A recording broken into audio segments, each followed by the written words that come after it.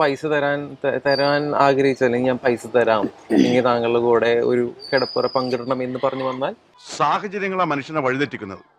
ഈ മനസ്സ് എപ്പോഴാ പതറാന്ന് പറയാൻ പറ്റില്ലല്ലോ. എന്നോട് പറയാറുണ്ട്, ചേച്ചി ഞാൻ 2 lakhs തരാം. ഞാനിപ്പോ പാറപ്പുറത്തിരുന്നാലും കാശ. അത്ര നല്ല സമയ രാജയോഗമല്ലേ. ലക്ഷങ്ങൾ തന്നാല് ചേച്ചി ഡെയിലി കൊടുപ്പ് പരിപാടി ഇല്ല, അതിനാരും വരണ്ട. കൊടുക്കില്ല എന്ന് പറയുകയും ചെയ്യും, കൊടുക്കാൻ നമ്മൾ അറിയാണ്ട് കൊടുക്കുകയും ചെയ്യും. ഇപ്പം എല്ലാവരും ചില ആൾക്കാർ ലെസ്ബിയൻ ചെയ്യും. ലെസ്ബിയന് ഞാൻ ചെയ്തിട്ടുണ്ട്. ഇപ്പഴാ മനസ്സിലായത് ഞാൻ ശരിക്കും തന്നെയാണെന്ന്. എന്ന് പറഞ്ഞതിന്റെ കൂട്ട് തന്നെ അതൊരു ഡിഫറെന്റ് ടൈപ്പ് ഓഫ് ടേസ്റ്റ് ആണ്. നല്ല സ്വയം ഞാൻ എല്ലാ ടേസ്റ്റ് ഇപ്പൊ ആസ്വദിച്ചിരിക്കുകയാണ്. അതെ, ഇനി ഏത് ടേസ്റ്റ് ആണ് ആസ്വദിക്കാനുള്ളത്?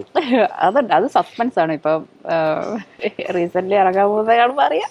അതുവരെ ഞാൻ വേണേലൊന്ന് ഹാൻഡിൽ ഒരു കച്ചവടമാണോ? അല്ല, ഇതിനെ കച്ചവടം എന്ന് പറഞ്ഞു കഴിഞ്ഞാൽ അപ്പോ കപ്പിൾ സ്വാമിനെ എന്താ പറയണ്ടേ? ഈ ലോകത്ത് ഒരു സാധനം രണ്ടുപേർക്ക് ഒരുമിച്ചെടുക്കാൻ പറ്റില്ല. കുറെ നാളായി നിന്നോട് പറയണം എന്ന് വിചാരിച്ചിരിക്കായിരുന്നു ഞാൻ. അപ്പോ കപ്പിൾ സ്വാമിനെ എന്താ പറയണ്ടേ? എന്റെ വൈഫ് കൊള്ളാം, നല്ല ബിസിനസ്. വേറൊരാളെ കൂടെ ഷീമേല് അത് ലൈക്ക് ഗേൾ, അതുകൊണ്ട് പറയാൻ പറ്റില്ല. ആയിക്കോട്ടെ, അങ്ങനെ തന്നെ ചിന്തിച്ചോ. എന്തായാലും ഞാൻ വെറൈറ്റി ടെസ്റ്റ് ചെയ്തതാ. ഇനി ഞാൻ വിളമ്പി തരില്ല, ആവശ്യമുള്ളതെടുത്ത് കഴിക്കണം.